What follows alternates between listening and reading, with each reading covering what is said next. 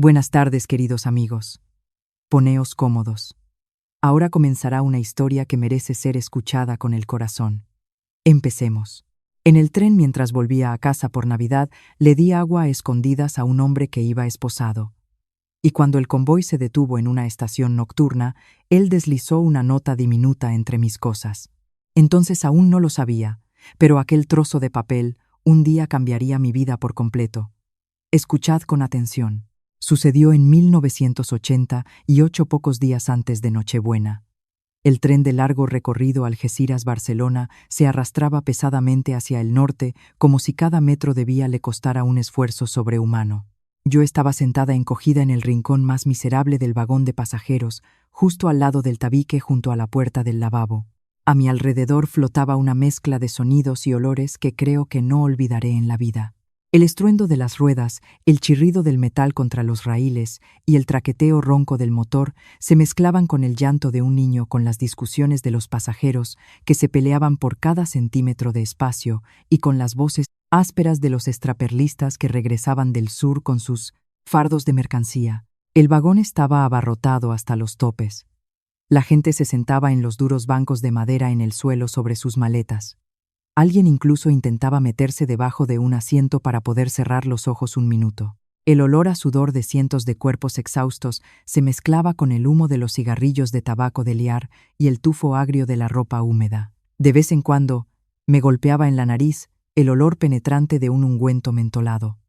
Una anciana, mareada por el viaje, se frotaba las sienes y gemía en voz baja. Pero lo peor de todo era el hedor denso y acre que emanaba de la puerta oxidada del lavabo, que se cerraba de golpe casi a la altura de mi hombro. La gente al pasar arrugaba la cara y se tapaba la nariz, pero yo no me atrevía a moverme ni un paso. Si me levantaba un solo instante, ese preciado trozo de suelo liso del tamaño de 2 baldosas sería ocupado por cualquier otro. Aquel año yo había cumplido 21. A esa edad supongo que una querría arreglarse, reír, ayudar a su madre a preparar la cena de Navidad, esperar las campanadas. Pero yo estaba sentada en aquel tren infernal, arrugada, hambrienta y completamente agotada. El viaje desde el sur hasta el norte se alargaba durante varios días y exprimía las últimas fuerzas de una chica delgada ya consumida por la mala alimentación y el trabajo duro. Apoyé la cabeza en las rodillas y apreté con ambas manos contra mi pecho un saco amarillento de polipropileno. En el lateral del saco aún se distinguía una inscripción desvaída de algún tipo de fertilizante. Esa era toda mi riqueza después de un año entero encorvada sobre una máquina de coser en un taller clandestino en Andalucía. En el saco roto no había nada de valor. Un par de vestidos viejos de algodón comprados en el mercadillo, 2 paquetes de retales de tela que la dueña del taller me permitió coger para mi madre para que pudiera remendar las mantas, y varias cajas de turrón barato aplastadas durante el viaje. Lo más valioso no estaba en el saco, sino dentro de la cinturilla de mis pantalones, 100.000 pesetas. 2 billetes nuevos de 50.000 cuidadosamente envueltos en varias capas de celofán y cosidos firmemente con hilo negro al interior de la cinturilla. Era el dinero de mi sudor y mis lágrimas. Noches en vela junto a la máquina de coser, escozor en los ojos, comidas a base de sopa de patatas y agua salada, un ahorro constante, un miedo perpetuo a enfermar y perder el trabajo. Durante un año entero no comí lo suficiente, no me compré nada superfluo. Vestí con ropa vieja para poder juntar esas 100.000 pesetas y llevarlas a casa. Cada vez que alguien se abría paso junto a mí hacia el lavabo, me estremecía, agarraba con más fuerza el saco y apretaba el codo contra el costado para sentir bajo la tela de los pantalones el bulto duro del dinero cosido. El cansancio me pesaba en los párpados, se me cerraban solos, pero la pobreza y el miedo a que me robaran no me dejaban dormir. Yo era de un pueblo perdido en Extremadura. Mis padres vivían en la miseria, éramos muchos hijos. Y todo el peso de la familia, como suele ocurrir, recayó sobre la hija mayor, sobre mí. Cada carta de casa decía lo mismo: manda dinero, hay que darle estudios al hermano pequeño, el único hijo varón, nuestra esperanza. Yo apretaba los dientes y trabajaba, no enfermaba, no me quejaba, no me permitía ninguna debilidad. Aquel tren me llevaba a casa, pero en mi alma no había ni rastro de la alegría con la que la gente vuelve a casa por las fiestas. Solo había cansancio, un cansancio denso gris, sin salida. Cerré los ojos y me dije, solo queda aguantar un día, y medio después todo habrá terminado. El silbato del tren rasgó la oscuridad de la noche con un sonido largo y lastimero. El convoy empezó a reducir la velocidad, las ruedas repiquetearon con más frecuencia y luego se detuvo en una pequeña estación adormecida. De madrugada el aire frío se coló por las rendijas de las ventanas, trayendo consigo el olor a nieve, a humedad y a los campos lejanos. Aquella corriente helada disipó un poco el bochorno del vagón. Varios pasajeros, haciendo ruido con sus maletas, empezaron a bajar. Me estiré e intenté alargar mi pierna entumecida, pero de repente se formó un extraño revuelo en la puerta del vagón. Entraron 3 hombres, y con ellos pareció irrumpir la tensión en el vagón. Todos los que dormitaban cerca del lavabo se apartaron de inmediato, callaron, se pusieron en alerta. Delante y detrás iban 2 guardias civiles con uniformes verdes gastados, cuellos rojos y rostros cansados y grises por la falta de sueño. En la cadera derecha de cada uno colgaba una funda con su pistola reglamentaria. Ordenaban bruscamente a la gente que despejara el pasillo, pero mi atención, como la de todos los demás, estaba clavada en el hombre que iba entre ellos. Tendría poco más de 30 años. Alto, fuerte, de hombros anchos. Vestía una camisa sucia y descolorida, rota en los hombros. Sus manos estaban sujetas con unas esposas brillantes. Se movía con dificultad, dando pasos cortos y agónicos, porque sus tobillos estaban unidos por una gruesa cadena. El metal golpeaba el suelo de madera del vagón, y cada golpe resonaba en mi interior con un frío desagradable. A este hombre lo acaban de atrapar, oí susurrar a 2 vendedoras en el banco de al lado. Decían que era un asesino que había apuñalado a un hombre que intentó huir y que ahora lo llevaban a la capital de provincia para la instrucción y el juicio. Me encogí todo lo que pude, apreté el saco contra mi pecho cubriendo la mitad de mi cuerpo y empecé a observarlo a hurtadillas. Tenía un pómulo hinchado y morado, como si fuera resultado de una pelea durante su detención. Una barba de varios días le cubría casi la mitad de la cara. Su ropa estaba llena de barro y en algunas partes había manchas oscuras que podían ser tierra o sangre seca. Pero lo que más me asustaba no eran los moratones, ni la cadena, ni siquiera los rumores sobre su crimen. Me asustaban sus ojos. Rodeado de guardias civiles, entre las miradas curiosas, despectivas y asustadas de los pasajeros, él no agachaba la cabeza. Sus ojos estaban inmóviles como ceniza fría. Apenas reflejaban nada. En lo profundo de su oscuridad se escondía una desesperación terca animal. Así mira una fiera herida, acorralada, que ya no espera nada, y está dispuesta a morder a cualquiera que se acerque demasiado. Los guardias civiles también parecían agotados. No había asientos libres en el vagón. El de más edad señaló con la mano un rincón junto al lavamanos muy cerca de la puerta del baño, a menos de 2 pasos de mí. Obligaron al hombre encadenado a sentarse en el suelo.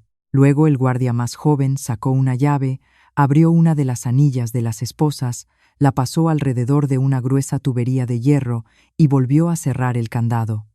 Así lo ataron a una esquina del vagón. Su cuerpo corpulento tuvo que doblarse en una postura incómoda. Los guardias extendieron un periódico viejo en el pasillo y se sentaron sobre él para vigilar al arrestado. Tras su llegada, el aire a mi alrededor pareció espesarse. Nadie hablaba en voz alta. Las madres tapaban la boca a sus hijos para que no lloraran. Yo estaba sentada casi al lado de un asesino y el corazón me latía en el pecho con tanta fuerza que parecía que todo el vagón podía oírlo.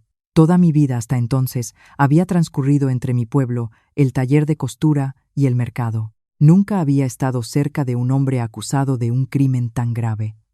Cerré los ojos apresuradamente y fingí estar dormida. Solo quería que el viaje terminara cuanto antes.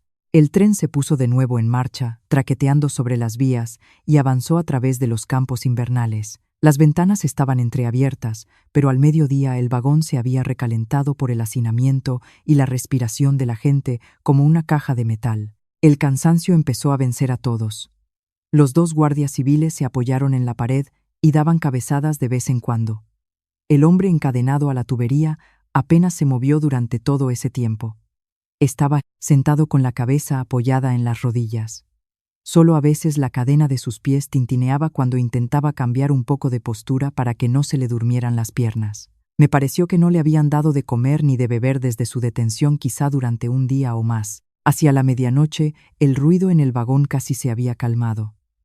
Solo quedaba el rítmico traqueteo de las ruedas cortando la oscuridad tras las ventanas. Tenía la garganta seca por un trozo de pan duro de ayer que había comido por la tarde.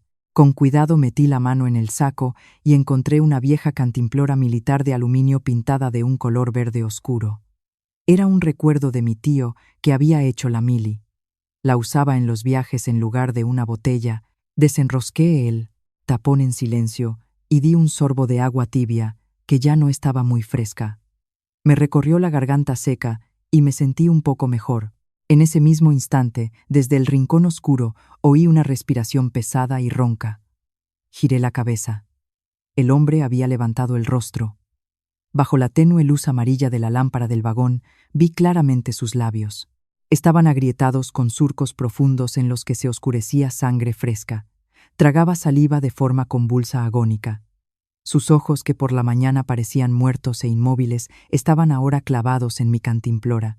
Ya no era la mirada de un asesino, era la mirada de un hombre a quien la sed había llevado al límite, la súplica más simple, más antigua por la vida.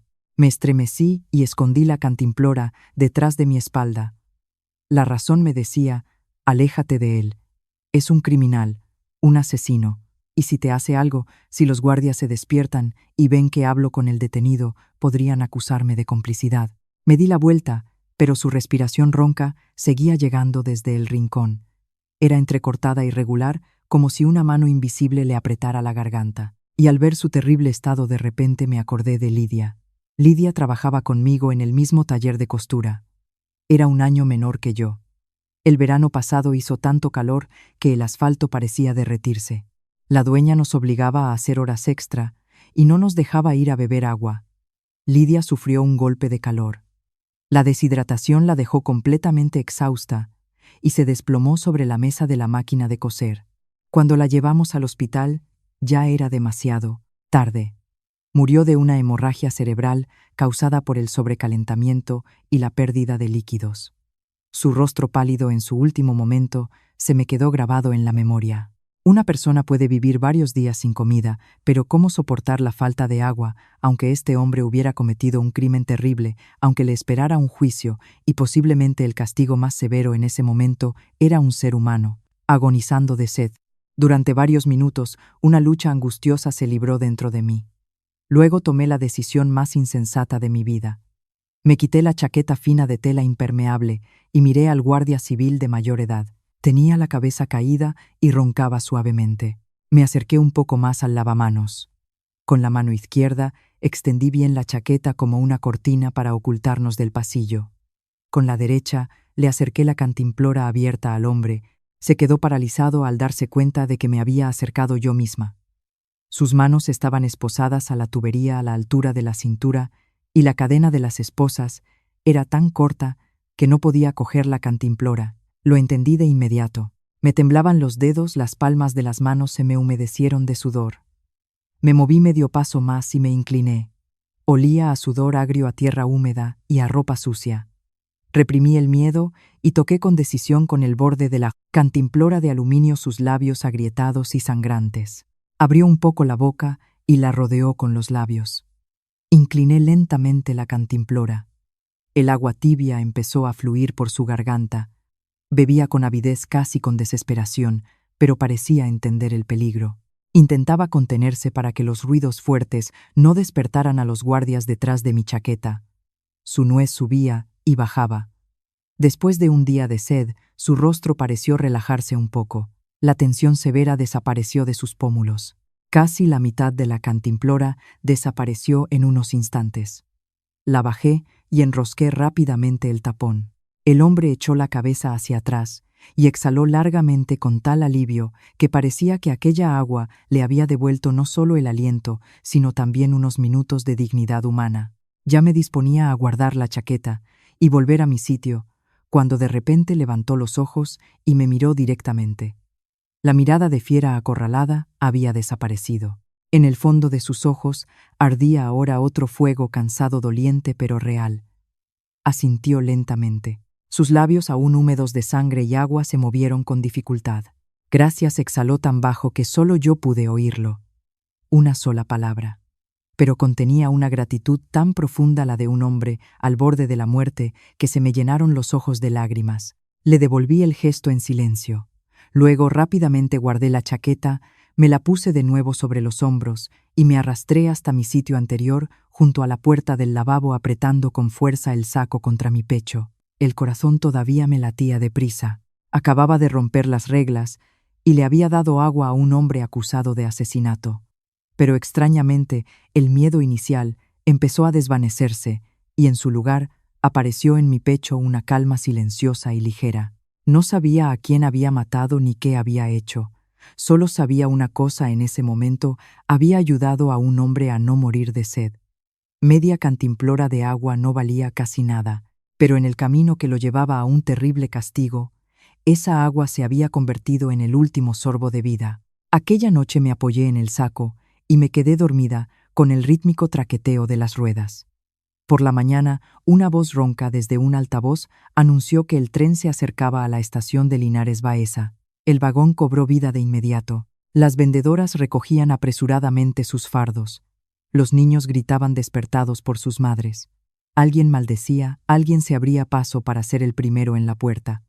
Los guardias civiles también se movieron. El más joven se estiró, sacó la llave y se acercó al hombre encadenado a la tubería. Se oyó el clic de la cerradura, la cadena tintineó. Le soltaron una mano al arrestado para poder llevarlo a la salida. Los pasajeros ya se agolpaban en la puerta. Todos querían bajar o al menos llegar al vestíbulo.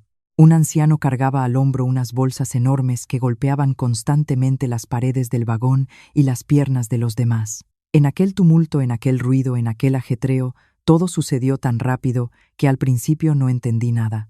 El hombre encadenado se abalanzó de repente. Como una bestia enfurecida, golpeó con fuerza mi saco con el pie. El golpe fue terrible. La pesada cadena le añadió fuerza y el viejo saco se rasgó por la costura. La ropa, los trozos de tela y las cajas de turrón aplastadas salieron volando por el suelo. No tuve tiempo ni de gritar cuando él se desplomó hacia adelante justo encima de mis cosas. Los guardias civiles reaccionaron al instante. Se abalanzaron sobre él aplastando sus hombros y su cuello contra el suelo de madera. Pero en medio de la confusión, mientras caía sobre mis pertenencias esparcidas, vi de reojo cómo se estiraba, inclinaba bruscamente la cabeza y escupía de su boca un objeto pequeño directamente sobre mi montón de ropa. Al segundo siguiente gritó con voz ronca a todo el vagón: «Estúpida, ¿por qué te sientas en medio del pasillo? Quita tu saco que no dejas pasar. Maldita sea, mira dónde pones tus cosas». Su voz resonó tan bruscamente que la gente retrocedió. Alguien empezó a susurrar, otros a señalar con el dedo. El asesino es una bestia, decían, ni siquiera lo han llevado a juicio, y ya está atacando a la gente. Yo estaba sentada en el suelo entre mis harapos y las lágrimas brotaron de mis ojos. Todo el cansancio, toda la humillación, toda la tensión de los últimos días estallaron de golpe. Con manos temblorosas recogía los retales de tela, los vestidos viejos, los turrones, y lo metía todo de nuevo en el saco roto. Las lágrimas caían sobre mis dedos.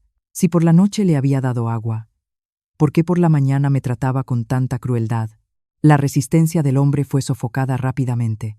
Los guardias civiles lo levantaron bruscamente por las axilas. El de más edad, respirando con dificultad, se secó el sudor de la frente con la manga y me miró con una lástima incómoda.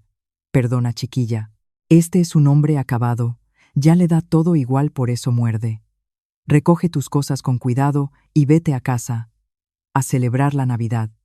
Luego hizo un gesto a su compañero y se llevaron al arrestado hacia salida. La cadena volvió a sonar golpeando pesada y bruscamente los escalones de metal. Apreté el saco roto contra mi pecho y me puse de pie junto al tabique del lavabo, tratando de tragarme los sollozos. El andén estaba lleno de gente. Se movían de un lado a otro cargando maletas, alguien vendía bocadillos. El silbato del tren sonó brevemente. Cuando los pies del hombre tocaron la plataforma de hormigón, se detuvo de repente.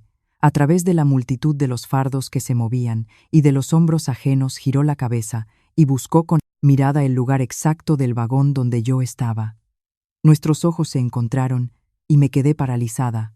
En su rostro maltratado no quedaba ni rastro de la malicia ni de la locura que acababa de fingir. En sus ojos había una desesperación terrible extrema y junto a ella una esperanza incomprensible casi suplicante. Así mira una persona que intenta transmitir algo sin palabras. Un último encargo. Una última petición antes de ir a un lugar del que no se regresa. No dijo nada, solo miró. Luego el guardia civil tiró bruscamente de la cadena. El hombre tropezó, siguió adelante, y poco a poco desapareció entre la multitud y luego tras la puerta del puesto de la Guardia Civil de la estación. Me quedé mucho tiempo quieta como si mis pies se hubieran pegado al suelo. Tenía la mente en blanco. El tren se puso en marcha de nuevo y continuó su camino hacia Barcelona y finalmente hacia mi Extremadura. Durante el resto del viaje, la extraña mirada de aquel hombre no se me fue de la cabeza. La confusión y la curiosidad se entrelazaron tan fuertemente que ya no pude dormir. Sentía que en el golpe a mi saco por la mañana había algo extraño, pero no me atrevía a abrir mis cosas y revisarlas en medio de la gente. Al día siguiente, casi al anochecer, llegué a mi pueblo. El frío invernal de la dehesa extremeña lo envolvía todo. Un viento gélido soplaba a través de los campos desnudos, se colaba bajo mi fina chaqueta y me hacía temblar de pies a cabeza. Arrastraba mi saco roto por un camino de tierra helado. Nuestra vieja casa torcida con sus vigas oscurecidas apareció tras unos arbustos desnudos. Entré en el patio y anuncié a gritos que había vuelto. Pero no me recibieron ni con una sopa caliente, ni con una sonrisa de alegría. Mi padre estaba sentado en el porche bajo, fumando un cigarro liado y mirando al frente con los ojos vacíos. Mi madre salió de la cocina con un rostro frío, sin una pizca de alegría. Se acercó, me arrancó el saco de las manos, lo arrastró a la casa y empezó a revolver dentro como si buscara un regalo o dinero. Al ver solo ropa, viejas retales de tela y turrones aplastados, escupió al suelo y se lamentó. Te criamos, te dimos de comer, y en todo un año traes esta basura. No hay dinero. ¿Con qué vamos a pagar la boda de tu hermano? ¿Cómo vamos a hacer de él un hombre de provecho? Bajé la cabeza y ya me disponía a sacar las 100.000 pesetas cosidas en mi cinturilla, pero mi madre de repente bajó la voz y me lanzó unas palabras que me helaron el cuerpo. Tu padre y yo ya lo hemos decidido. Ramón, el carnicero del otro extremo del pueblo, se quedó viudo hace poco. Le has gustado. Ya le he cogido 250.000 pesetas de adelanto. Después de las fiestas te irás a vivir con él. El dinero lo hemos usado para los asuntos de tu hermano Víctor. Tiene que empezar a labrarse un futuro. A Andalucía, al taller, no vuelves más. Se acabó. Vivirás como Dios manda. Ramón el carnicero era un borracho casi el doble de mi edad. Todos lo conocían por ser un hombre cruel. A su primera mujer la pegaba tanto que una vez perdió un hijo y poco después murió de una hemorragia. Y ahora mis padres, por dinero, habían decidido venderme a él, a su hija mayor. Caí de rodillas y empecé a suplicarles que cambiaran de opinión. Mi padre solo sacudió la ceniza y dijo secamente: los hijos mayores deben ayudar a la familia. Está decidido, no discutas. En ese instante, mi corazón se enfrió por completo. Me levanté en silencio, arrastré el saco roto a mi pequeña y oscura habitación, donde el viento invernal silbaba por las rendijas de las paredes, cerré la puerta y corrí el cerrojo. La habitación era fría y oscura, exactamente como mi futuro. Por la noche, el viento seguía aullando bajo el tejado. A la luz temblorosa de una lámpara de queroseno, estaba sentada en un rincón de la cama, con los ojos hinchados de tanto llorar.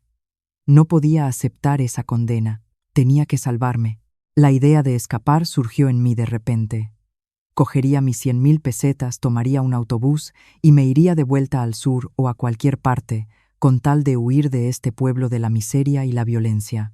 Abrí el saco y empecé a sacar con cuidado la ropa vieja para volver a doblarla. Cuando metí la mano hasta el fondo para coger un jersey de lana, mis dedos tropezaron inesperadamente con un pequeño bulto duro del tamaño de un pulgar. Retiré la mano bruscamente. El corazón me lo dijo al instante: esto no es mío. Saqué el bulto y lo acerqué a la lámpara. Era un pequeño rollo de celofán manchado por fuera con unas manchas oscuras y secas. Se me puso la piel de gallina. Recordé de inmediato la escena de la mañana en la estación, su extraño golpe, su caída sobre mis cosas, su mirada desesperada y el movimiento que entonces me pareció casual. El corazón me empezó a latir tan fuerte que temí que mis padres me oyeran. Me acerqué sigilosamente a la puerta y miré por la rendija. Desde la habitación principal llegaban los ronquidos acompasados. Volví a la cama y con las uñas empecé a desenvolver con cuidado las finas capas de celofán. Se despegaban una tras otra y caían sobre la manta. Dentro había un trocito de papel de plata como el que venía en las cajetillas de tabaco barato. El papel estaba arrugado, alisado toscamente. No había tinta. Toda la superficie estaba cubierta de líneas torcidas e irregulares trazadas con un líquido de color marrón oscuro. Comprendí de inmediato que era sangre. Las letras temblaban, eran apresuradas pero se podían leer. Acerqué el papel de plata a la lámpara de queroseno y conteniendo la respiración empecé a leer. Lo que estaba escrito me golpeó como un rayo en un cielo despejado. Ante mí se revelaba un terrible secreto, y con él comenzaba un juego que cambiaría mi vida para siempre. El trozo de papel de plata había sido escrito con el esfuerzo de alguien que parecía apresurarse por llegar a tiempo antes de la muerte. Desprendía un débil olor metálico que me revolvía el estómago. No cabía duda, toda la nota de despedida estaba escrita con sangre humana. A quien encuentre esta nota, por favor, salve a mi familia. Me llamo Javier Soler. He cometido un asesinato. El maldito jefe de sección de la fábrica robó a los trabajadores toda la paga extra del año. Mi mujer Marina se está muriendo por una insuficiencia renal en fase terminal. Fui a su casa, le supliqué que me devolviera mi dinero ganado honradamente para comprar medicinas y pagar su tratamiento, pero me insultó y ordenó a sus hombres que me dieran una paliza, me echaran, me acorralaron. No pude soportarlo más y lo apuñalé para coger mis 2.500.000 pesetas. Sé que tendré que pagar por el asesinato con mi vida. Antes de huir escondí el dinero. Lo enterré bajo las raíces de un viejo tilo, junto al muro de las viviendas de los trabajadores de la fábrica textil en Sabadell, justo detrás de la ermita abandonada, donde ya no va nadie. Le pido a quien encuentre esta carta que vaya hasta allí, desentierre el paquete, lleve 1.500.000 pesetas a mi mujer Marina y a mi hija pequeña Lucía a las viviendas obreras. Salve sus vidas. Las otras 1.000.000 se las dejo a usted en agradecimiento por media cantimplora de agua tibia en este maldito tren. Si lo coge todo y no salva a mi mujer y a mi hija, volveré por usted incluso después de muerto. Javier. Al terminar de leer las líneas escritas con sangre, me puse a temblar tanto que se me cayó el papel de plata sobre la manta. El miedo me oprimió el pecho. Entonces, la pelea de la mañana en la estación había sido un teatro. El hombre llamado Javier había fingido deliberadamente la locura. Golpeó mi saco, esparció mis cosas, empezó a gritar para distraer a los guardias civiles, y en ese breve instante deslizó la nota discretamente entre mi ropa. Su mirada desesperada, antes de que se lo llevaran, fue la última petición de un hombre que probablemente ya no tenía nada que perder. Me había elegido a mí, una chica completamente desconocida que por la noche se había arriesgado a darle media cantimplora de agua. Me había confiado la vida de su familia. 2.500.000 de pesetas, susurré. Un sudor frío me perló la frente. Para una costurera pobre como yo era una suma inimaginable. En aquellos años, 100.000 pesetas ya parecían una fortuna por la que había pagado con un año de trabajo hasta el agotamiento. Y 2.500.000 podían comprar una casa grande en el pueblo. Con ese dinero se podía montar un negocio de verdad en Madrid, comprarte las máquinas mercancía. Y esa suma podía cambiar para siempre el destino de cualquiera que la encontrara. Pero junto con el dinero venía un peligro mortal. Era dinero manchado de sangre de un hombre acusado de asesinato. Buscarlo era como meterse en el fuego. Y si la Guardia Civil ya vigilaba el lugar, y si alguien más sabía del paquete y esperaba cerca de la ermita abandonada, y si me atrapaban con ese dinero y decidían que era cómplice del asesino, y lo más aterrador era la última línea. La amenaza de un muerto volvía a mi mente una y otra vez. Cada palabra parecía arañarme el cerebro con un cuchillo. Rápidamente recogí el papel de plata, lo envolví de nuevo con cuidado en el celofán y lo escondí en la cinturilla, junto a mis 100.000 pesetas. Pasé toda la noche dando vueltas en la cama sin poder dormir. Fuera el viento aullaba en las rendijas de la vieja casa, trayendo el frío helado del norte. Pero dentro de mí se desataba una tormenta mucho más terrible que cualquier ventisca. Cuanto más avanzaba la noche, más espeluznante parecía el silencio en la pequeña habitación. Yacía acurrucada bajo una manta fina y raída, mirando las telarañas del techo. En mi cabeza se mezclaban el miedo, la codicia, la desesperación y la lástima. Se abrían ante mí dos caminos y ambos eran oscuros. Si tiraba la nota ensangrentada y me quedaba en casa, mi destino ya estaba sellado. Después de las fiestas tendría que irme a vivir con Ramón el carnicero y convertirme en su mujer. Sabía demasiado bien qué clase de hombre era. Siempre olía a aguardiente y a carne cruda. Era cruel, consideraba a las mujeres como objetos y las golpeaba sin motivo. Su primera mujer murió después de una paliza y todo el pueblo lo sabía, pero callaba. Mis padres por 250.000 pesetas estaban dispuestos a arrojarme directamente a las fauces de la bestia. Mi vida terminaría entre moratones con miedo tras la valla de un pueblo junto a un carnicero borracho. Casi prefería morir de inmediato. Pero si iba a Sabadell siguiendo la nota, tendría que enfrentarme a un peligro desconocido. ¿Cómo iba yo, una chica de pueblo sola en pleno invierno, a llegar a una ciudad extraña, encontrar una ermita abandonada y desenterrar de noche un gran fajo de dinero? ¿Y si el dinero ya no estaba allí? ¿Y si lo había encontrado otra persona? ¿Si el lugar estaba acordonado? ¿Y si me seguían? Y sin embargo, la imagen del hombre en el tren no me abandonaba. Volvía a ver sus labios agrietados cubiertos de sangre. Lo veía beber con avidez el agua tibia, intentando no hacer ruido para no delatarme. Recordaba sus ojos cansados y honestos cuando susurró gracias. Y sobre todo pensaba en el motivo de su crimen. No era un bandido que mataba por placer o por dinero fácil. Era un trabajador llevado a la desesperación. Intentaba recuperar su propio dinero para salvar a su mujer que moría sin tratamiento. Se había sacrificado por darle una oportunidad a ella y a su hija. Un hombre que valora tanto media cantimplora de agua de una desconocida y que ama tanto a su familia, como para ir a la muerte no me engañaría. Era como si oyera los gemidos de la mujer enferma y el llanto hambriento de la niña. Me llamaban. Al amanecer los primeros gallos cantaron en el pueblo. Me senté bruscamente en la cama y me mordí el labio con tanta fuerza que sentí el sabor de la sangre. Lo había decidido. Apostaría mi vida a este juego terrible.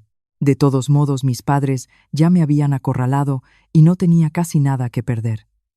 Cogería mis 100.000 pesetas para el viaje e iría a Sabadell. Si el dinero estaba realmente allí, salvaría a su familia y el 1.000.000 de pesetas que me dejaba a mí se convertiría en el salvavidas que me sacaría de este pantano para siempre. El ansia de libertad y la compasión habían vencido definitivamente al miedo. Por la mañana una luz gris se filtró por las rendijas de las paredes y me dio en la cara. Oí los pasos pesados de mi madre. La puerta se abrió de golpe. Trajo un cuenco de gachas aguadas con patatas secas, lo dejó en una mesita de madera podrida y espetó: levántate y come. Luego irás a casa de Ramón, le ayudarás a cortar carne y a preparar las cosas para las fiestas. Ve acostumbrándote a la casa. Pagó el dinero honradamente. No hay que ser perezosa, cada palabra era tosca y cruel. Miré las gachas frías, luego a la mujer que me había dado a luz y ahora me vendía sin piedad. Las últimas lágrimas de sumisión se habían secado durante la noche. Por primera vez en 21 años, miré a mi madre, fríamente y con firmeza. Sin decir una palabra me levanté, fui a la cocina y cogí la pesada macheta con la que solían cortar los huesos. Apretando el mango volví y me planté en medio del umbral. Mi madre retrocedió. Un miedo real brilló en sus ojos. Si me obligáis a ir con Ramón, me cortaré las venas aquí mismo, dije claramente, palabra por palabra, apretando la hoja contra mi muñeca izquierda. Le cogisteis el dinero, así que devolvedlo vosotros. Si ya lo habéis gastado, esperad a que venga con su cuchillo de carnicero a por vuestro Víctor. Prefiero morir en mi propio patio a ir con él para que me mate a golpes. No me empujéis más. Mi determinación y probablemente mi mirada enloquecida asustaron de verdad a mi madre. Balbuceó algo ininteligible, cogió un pañuelo y casi salió corriendo de casa. Ese día no volvió a mencionar a Ramón. Durante todo el día reinó en la casa un silencio pesado. Mi padre se sentó, fumó y no dijo nada. Mi hermano se había ido por la mañana a jugar a las cartas con sus amigos. Volví a mi habitación, cerré la puerta y esperé a que anocheciera. Hacia las 10 de la noche, cuando los ronquidos de mis padres ya se oían desde la habitación principal, empecé a prepararme. Me puse la ropa más abrigada que tenía encima, me eché un viejo impermeable azul y escondí el dinero y la nota en la cinturilla como antes. Eché un último vistazo a la húmeda y pequeña habitación y no sentí ni pena ni arrepentimiento. Descorrí el cerrojo en silencio, me deslicé de lado por la estrecha rendija y salí a la noche.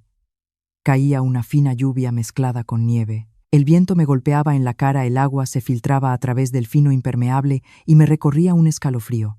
Caminaba por el camino embarrado, resbalando en los surcos, cayendo, levantándome y siguiendo adelante. Los perros ladraban en los patios vecinos, pero ya nada podía detenerme. Tardé más de 2 horas en llegar a pie a la carretera principal. Bajo una farola tenue, esperé con las manos apretadas contra el pecho a que pasara un autobús. Cerca de las 3 de la madrugada, apareció en la carretera un viejo autobús interurbano tosiendo humo. Levanté la mano y se detuvo.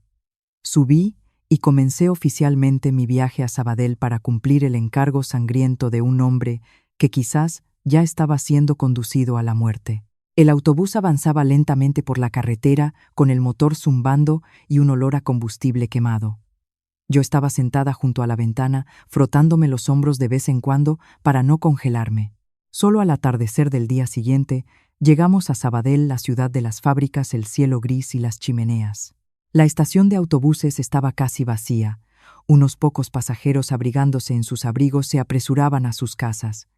Me subí el cuello del impermeable y caminé por las calles heladas. Sobre la ciudad industrial flotaba el humo de las altas chimeneas de las fábricas. En mi cabeza repetía una y otra vez las líneas de la nota para no confundirme.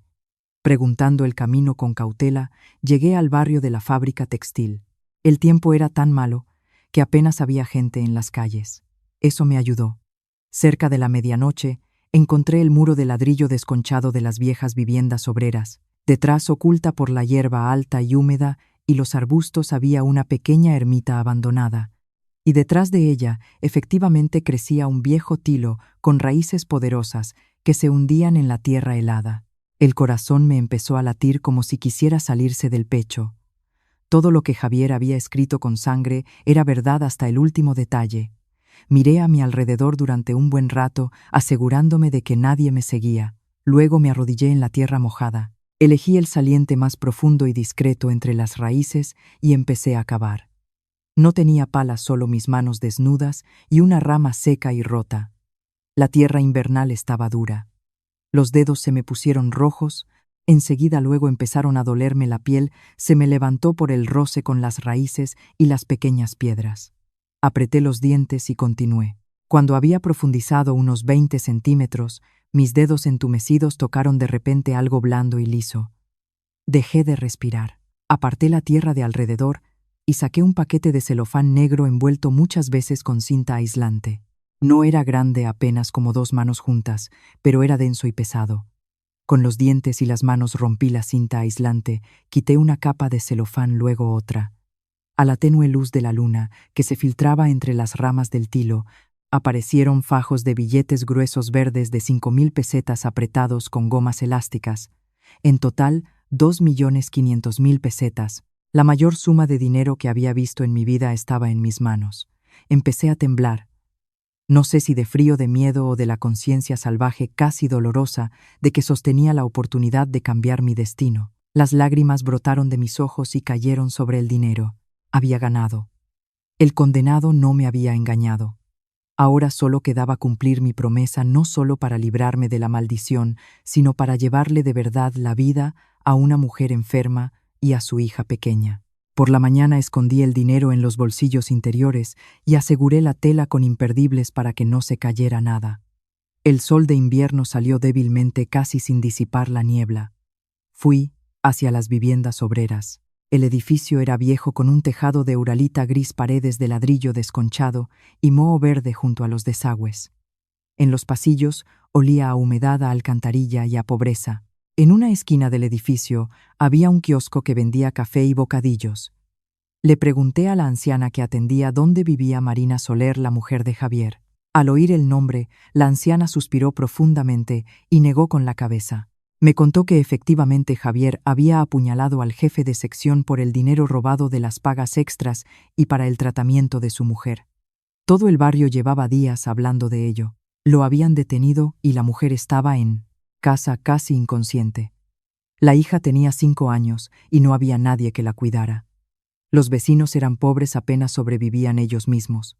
A veces le llevaban un plato de sopa o un trozo de pan. Aquellas palabras me oprimieron el pecho. Caminé por el pasillo oscuro y húmedo hasta la última habitación. La puerta de madera barata y podrida por abajo estaba entreabierta. La empujé con cuidado y entré. Me golpeó un olor a infusiones de hierbas baratas servidas demasiado tiempo, a medicinas y a ropa húmeda. La habitación era diminuta, oscura, llena de trastos. En una cama de madera desvencijada junto a la pared yacía una mujer muy delgada acurrucada bajo una manta fina. Era Marina. Su rostro era amarillento demacrado. Los pómulos le sobresalían tanto que parecía que la piel estaba tensada sobre los huesos. Tenía los ojos cerrados, la respiración entrecortada, débil como la llama de una vela al viento. En un rincón junto a una pequeña cocina estaba sentada una niña de unos 5 años con un jersey viejo y corto. Sostenía una cuchara de aluminio y rascaba del fondo de un caldero de hierro los restos secos de unas gachas para llevárselos a la boca. Esta imagen me golpeó más fuerte que cualquier grito. La pena me hizo llorar. Carraspeé y me acerqué a la cama. Marina abrió lentamente los ojos. En su mirada había cansancio y desconfianza. La niña soltó la cuchara al instante y se escondió detrás de su madre. ¿Es usted Marina?, pregunté en voz baja. He venido de lejos. Necesito hablar con usted urgentemente. Marina respondió apenas audible. Soy Marina. ¿Y usted quién es? ¿Qué quiere de nosotras? Mi marido ha causado una desgracia. Se lo han llevado. En casa no hay nada. No tenemos con qué pagar. Negué rápidamente con la cabeza, rompí la costura de mi bolsillo interior, saqué exactamente 1.500.000 pesetas y puse los fajos junto a su almohada. En aquella habitación miserable, el dinero parecía casi irreal. Marina abrió los ojos de par en par conmocionada. Intentó incorporarse, pero no tuvo fuerzas y volvió a caer sobre la almohada.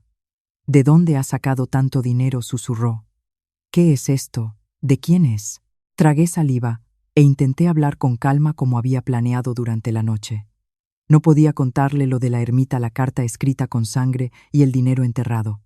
Trabajaba con su marido, con Javier, dije. Nos dedicábamos juntos al negocio de las telas, íbamos a por mercancía. Es dinero limpio que él ganó. Me pidió que se lo entregara a usted personalmente para que ingresara en el hospital y comenzara el tratamiento. Cójalas, no tema. Estaba muy preocupado por usted y por la niña. Al oír el nombre de su marido y ver el dinero que podía salvarle la vida, Marina se echó a llorar. Con sus manos delgadas, apretó los fajos contra su pecho y sollozó como si junto con el dolor salieran de ella años de desesperación. La pequeña Lucía también abrazó a su madre y lloró. En la oscura habitación, como si fuera la primera vez en mucho tiempo, se encendió una esperanza. Comprendí que la parte más difícil de mi promesa estaba cumplida. Marina tardó mucho en calmarse. Para ella ese dinero era más valioso que cualquier cosa en el mundo. Era un salvavidas lanzado en el último momento. Finalmente se secó las lágrimas y me miró con tal gratitud que me sentí incómoda. Nos ha salvado la vida. Dígame cómo se llama, dónde podemos encontrarla. Algún día mi hija y yo tendremos que agradecérselo. Mi marido hizo algo terrible y temo que ahora todos nos desprecien. Negué con la cabeza firmemente. No podía revelar mi nombre.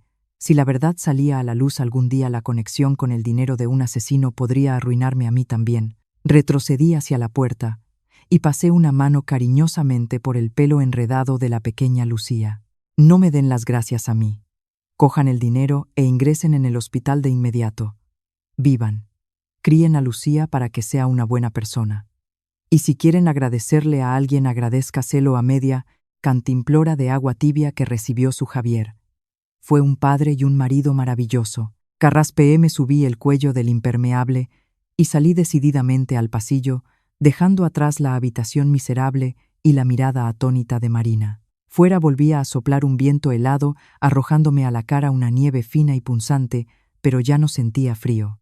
En mi bolsillo interior llevaba el 1.000.000 de pesetas restante. Era la recompensa por mi loca audacia y el agradecimiento honesto de un hombre llamado Javier. Toqué la tela y sentí el grosor de los 200 billetes. Para mí era un capital enorme.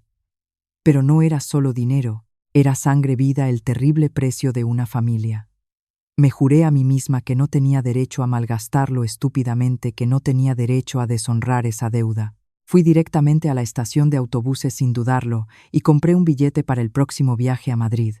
Decidí que nunca más volvería al pueblo pobre y asfixiante donde habían intentado venderme por el dinero de otro. El autobús arrancó y se alejó de la estación. A través del cristal empañado vi cómo la industrial Sabadell quedaba atrás. Me recliné en el asiento y me invadió una extraña sensación de firmeza tranquila. La chica débil y asustada que había huido de casa parecía haber desaparecido. El camino a Madrid debía llevarme a una nueva vida en la que tendría que empezar de cero con 2 manos, mi habilidad para coser y 1.000.000 de pesetas impregnadas del destino de otros. Madrid me recibió con su ruido, su ajetreo, su cielo gris y una velocidad inusual para una chica de pueblo. Pero esta vez no llegaba como una trabajadora miserable a la que se podía humillar y explotar. Llegaba como una persona decidida a tomar las riendas de su propia vida. Fui a uno de los grandes mercadillos donde en aquellos años el comercio bullía de la mañana a la noche. Con mi 1.000.000 de pesetas alquilé un puesto diminuto en el fondo de las hileras de apenas unos metros cuadrados. Allí coloqué una vieja máquina de coser comprada de segunda mano. Allí también tenía mis telas. Y allí por las noches a veces me acurrucaba y dormía apoyando la cabeza en un saco. Trabajaba como una posesa.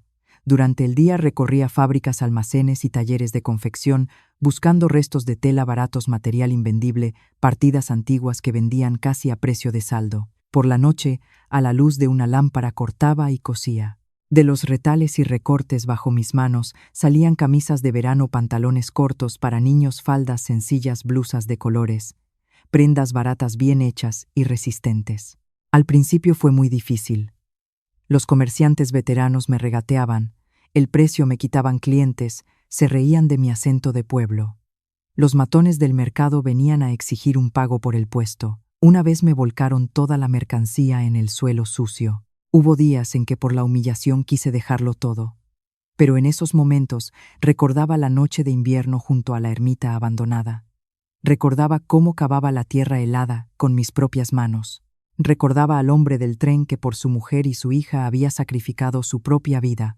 Después de haber estado al lado de la muerte y de haber sostenido dinero ensangrentado, las amenazas del mercado ya no me parecían invencibles. Respondía a la presión con una firmeza silenciosa y con trabajo. Mi mercancía estaba bien cosida, era barata, y pronto empezaron a venir compradores al por mayor de los alrededores de Madrid, de Toledo, de Guadalajara. Cumplía mi palabra, no engañaba, respetaba los plazos.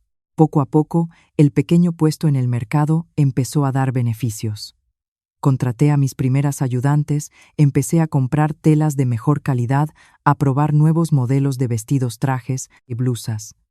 En solo unos años de ser una costurera pobre que había huido de su pueblo, me convertí en una conocida proveedora de ropa en el mercado de Madrid. Mi intuición y un carácter de hierro forjado en aquel invierno en Sabadell me ayudaron a mantenerme y a seguir adelante. Cada peseta ganada estaba impregnada de trabajo y cada peseta me recordaba una vieja deuda. A finales de los 90 y principios de los 2000, cuando la economía de mercado abrió las puertas a quienes sabían trabajar y arriesgar, mi negocio despegó. Ya no me apretujaba en el mercado. Compré un terreno en una zona industrial al sureste de Madrid y construí una gran fábrica de confección donde trabajaban cientos de mujeres. Me convertí en una empresaria de éxito, una directora, una persona con nombre y dinero. Tenía una casa grande, un buen coche, el respeto de mis socios. Una vida que la chica delgada del vagón junto al lavabo nunca podría haber imaginado ni en sus sueños. Pero los rumores de mi riqueza llegaron a mi pueblo. Un día a finales de año, el guardia de seguridad de la fábrica me informó de que en la puerta había unas personas que decían ser mis parientes. Salí y me quedé de piedra. En la puerta estaban mi padre y mi madre, y a su lado aquel Ramón el carnicero. Mis padres vestían pobremente, pero en sus rostros había una sonrisa servil y falsa. Ramón me señaló con el dedo y gritó: «Aunque ahora seas una señora importante, sigues siendo mi mujer. Tus padres me cogieron el dinero. He venido a por ti. Volverás a casa». Mi madre intervino al instante con un tono empalagoso y descarado: «Recibimos dinero por ti. Te escapaste y nos dejaste la deuda. Ahora haz el favor de pagarle a la gente, ya que te has vuelto tan rica». Miré a aquellos tres que una vez me habían empujado sin piedad hacia la ruina, y dentro de mí ya no había ni lágrimas ni miedo, solo frialdad. No discutí. Simplemente le ordené a mi secretaria que trajera un gran fajo de dinero y se lo arrojé al suelo de hormigón delante de ellos. «Este es el pago por haberme traído al mundo», dije. «Cogedlo y marchaos de inmediato. A partir de hoy no volváis a aparecer ante mí ni os llaméis mi familia. Si volvéis a venir a montar un escándalo, llamaré a la Guardia Civil y os sacarán de aquí esposados». Después de estas palabras ordené a seguridad que cerraran las puertas de hierro. Así corté para siempre el último hilo que me ataba a mi familia de sangre, pero muerta de corazón. Recogieron el dinero y nunca más aparecieron. Una vez arreglado el pasado, mis pensamientos volvieron a la mayor deuda de mi vida. A pesar del trabajo, la riqueza y mi nuevo círculo social, no olvidé ni un solo día a Marina y a la pequeña Lucía de Sabadell. 2 veces al año encargaba a un empleado del banco que transfiriera una suma importante a la dirección de aquellas viviendas obreras. La destinataria era Marina Soler. El remitente siempre era anónimo. Más tarde, a través de las autoridades locales, creé una fundación anónima para ayudar a los niños de familias pobres de ese barrio, para pagarles material escolar, actividades extraescolares, comida y más adelante sus estudios. Muchos me preguntaban por qué no iba yo misma a visitarlos. Yo solo sonreía en silencio. En realidad temía la verdad. Temía llegar a aquella habitación y oír que Marina no había sobrevivido, que Lucía se había perdido, que todo había sido en vano. Prefería ayudar desde la distancia.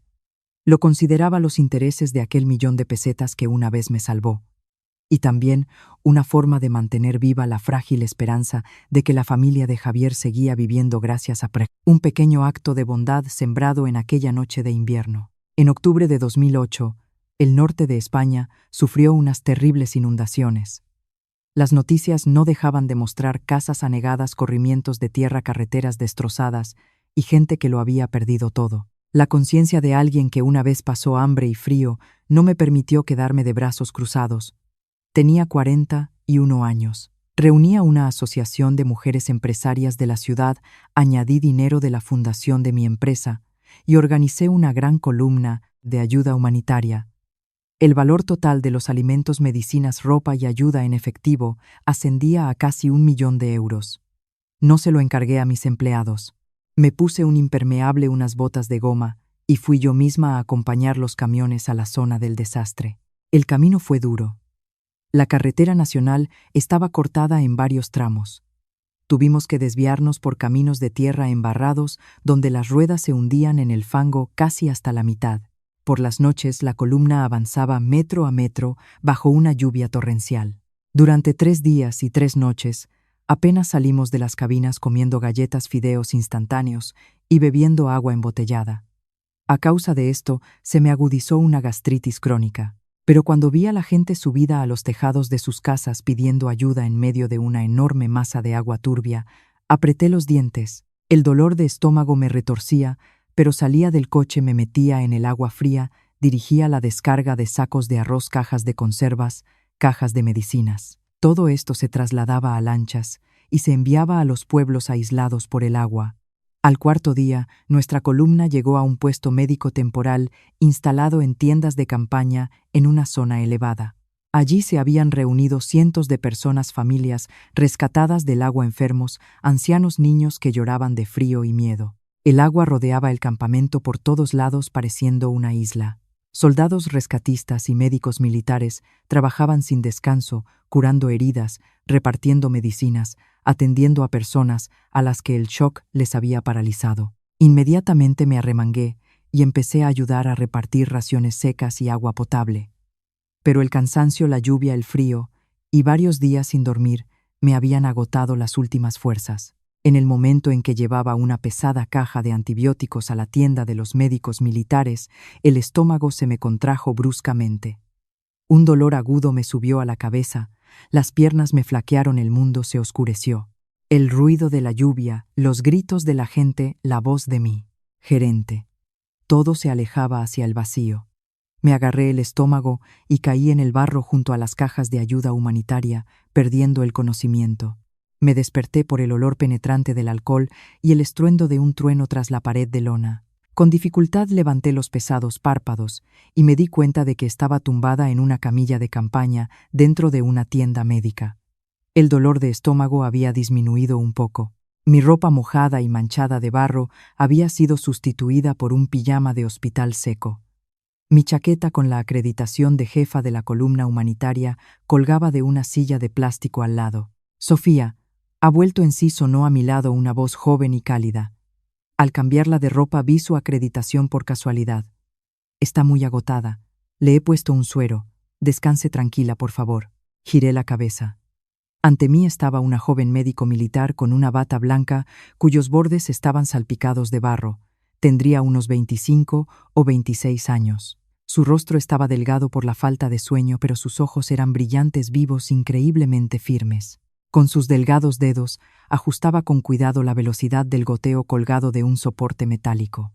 Al ver que me había despertado del todo, la chica sonrió, luego se volvió hacia una mesa médica plegable y cogió un objeto. «Tiene una inflamación de estómago severa, por eso se desmayó. Beba un poco de agua tibia. Le sentará mejor. Acabo de hervirla en la cocina de campaña». Asentí y extendí la mano. En el segundo en que mis dedos tocaron el objeto, todo mi cuerpo pareció recibir una descarga eléctrica. En mi palma reposaba una vieja cantimplora militar de aluminio de color verde oscuro. La pintura estaba desconchada en varios sitios, dejando ver el metal gris y opaco.